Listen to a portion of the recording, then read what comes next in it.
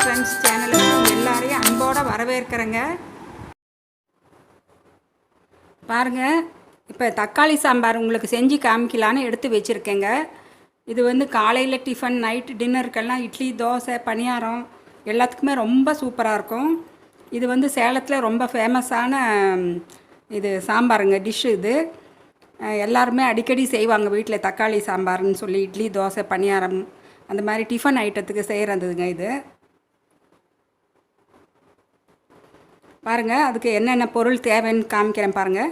2 table spoon தேங்காய், அரை spoon கசகசா, ஒரு ஸ்பூன் வந்து தனியா, 1 ஸ்பூன் சோம்பு, ஒரு 10 மிளகு வந்து அது ஒரு ஃப்ளேவர் நல்லா டேஸ்ட் கொடுக்கும், அதுக்காக மிளகு.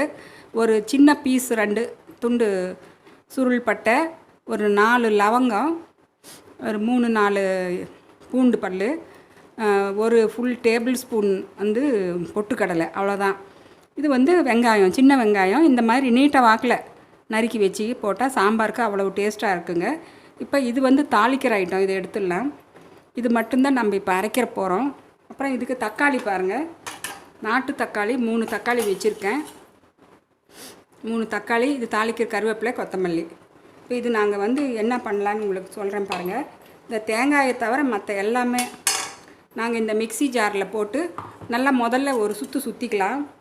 அந்த கசகசா வந்து எங்களுக்கு நல்லா கசகசாவும் இந்த தனியாவும் நல்லா நைஸ் ஆகிடும். அதுக்காக தான் இது முதல்ல போட்டுக்கலான்னு சொல்கிறேன் உங்களுக்கு. பாருங்கள், அந்த தேங்காயை தவிர மற்ற எல்லா ஐட்டமும், மசாலா ஐட்டம், கசகசா, இது தனியா எல்லாம் போட்டாச்சு, சோம்பு, பூண்டு எல்லாம் இதை போட்டு மிக்சியில் போட்டு நல்லா ஒரு பவுட்ரு மாதிரி பண்ணிக்கலாம். அதுக்கப்புறம் நாங்கள் தேங்காவை போட்டு நைஸாக ஆட்டக்கூடாது, கொஞ்சம் சிப்பியாக தான் ஆட்டணுங்க. அதனால் இதை போட்டு நல்லா பவுட்ரு பண்ணி உங்களுக்கு காமிக்கிறேன், வெயிட் பண்ணுங்கள்.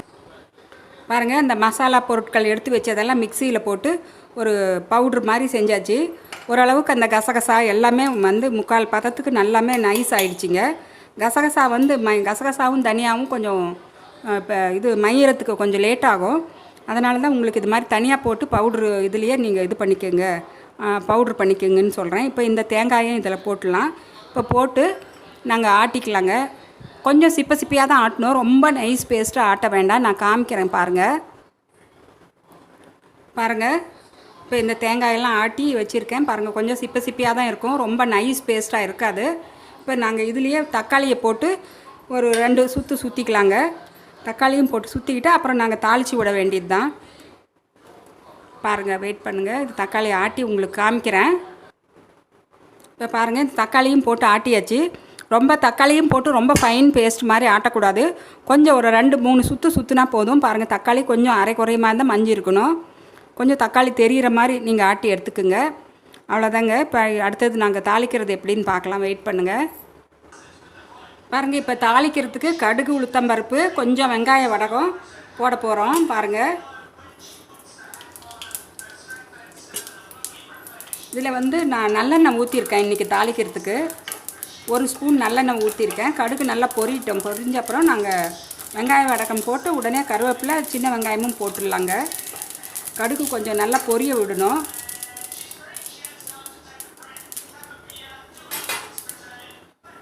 பாருங்கள், வெங்காய வடகம் போட்டாச்சு. இப்போ உடனே கருவேப்பிலை,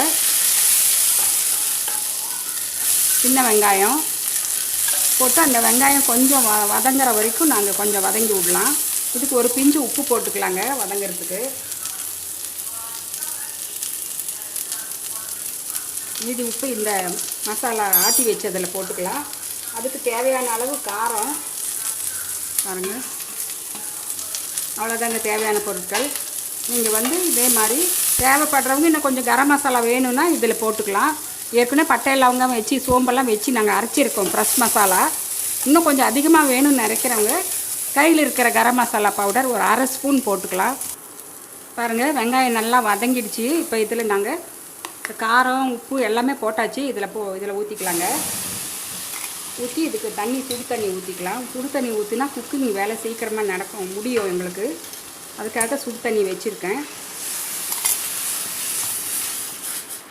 இப்போ நாங்கள் வந்து இந்த கன்சிஸ்டன்சிக்கு எங்களுக்கு சாம்பார் வேணும். பாருங்கள், இந்த அளவு கன்சிஸ்டன்சி இருந்தால் போதும். இப்போ இதுக்கு வந்து இந்த சாம்பாரோட பச்சை வாசனை போய் கொதிக்கிறதுக்கு மட்டும் தேவையான அளவு தண்ணி ஒரு அரை டம்ளர் அளவுக்கு ஊற்றிக்கலாங்க. அவ்வளோதான். தண்ணி ரொம்ப ஊற்றினாலும் ரொம்ப கொதிக்க வச்சு அப்புறம் நீங்கள் அதை சுண்ட வச்சிக்கிட்டு இருக்கணும். அவ்வளோதாங்க. இது நல்லா கொதித்ததும் உங்களுக்கு பாருங்கள் அந்த நுரையெல்லாம் அடங்கிடும். உங்களுக்கு காமிக்கிற அந்த ஸ்டேஜில் ஆஃப் பண்ண வேண்டிய ஸ்டேஜை பாருங்கள். இப்போ 10 நிமிஷம் நல்லா கொதிக்க விட்டுட்டோம். இப்போ ஓப்பன் பண்ணி பார்க்கலாம். உங்களுக்கு கரெக்டாக டைமுக்கு செட் ஆகிருக்கும். பாருங்கள், சாம்பார் ரெடி ஆகிடுச்சு. இந்த ஓரம் இருக்கிற அந்த நுரையெல்லாம் அடங்கின அப்புறம் நாங்கள் ஆஃப் பண்ணிடலாம். பாருங்கள், இவ்வளோ இதுதான் அந்த சாம்பாரோட கன்சிஸ்டன்சி. இப்போ பாருங்கள், சாம்பார் எவ்வளோ சூப்பராக ரெடியாக இருக்குது. இந்த ஸ்டேஜில் நாங்கள் கொஞ்சம் கருவேப்பிலை, கொத்தமல்லி கருவேப்பிலையும் நல்லா கிள்ளி வச்சுக்குங்க. அது அந்த ஃப்ரெஷ் கருவேப்பிலை போட்டால் அவ்வளோ டேஸ்ட்டாக இருக்கும். கொத்தமல்லி அதே மாதிரி கிள்ளி போடுங்க. அவ்வளோதாங்க, சாம்பார் ரெடி ஆகிடுச்சு. இதை ஆஃப் பண்ணிடலாம். சூப்பரான சாம்பார் ரெடி ஆகிடுச்சு. கம்ம கம்மன்னு வாசனை பாருங்கள், அவ்வளோ வீடே தூக்குது வாசனை. அவ்வளோ டேஸ்ட்டாக இருக்கும். இது சூடான இட்லி, தோசை, ஊத்தாப்பம், நெய் ரோஸ்ட்டு, பணியாரம் அதெல்லாம் செஞ்சு இது மாதிரி நீங்கள் ஊற்றி சாப்பிட்டு பாருங்கள். சூப்பராக இருக்கும். உங்களுடைய கமெண்ட்ஸு எனக்கு கமெண்ட் பாக்ஸில் போடுங்க. அடுத்த வீடியோவில் உங்களை நான் சந்திக்கிறேன். இப்போ பாருங்கள், இது ஆஃப் பண்ணியாச்சு. இதை ஆஃப் பண்ணி நான் எடுத்து வச்சு காமிக்கிறேன்.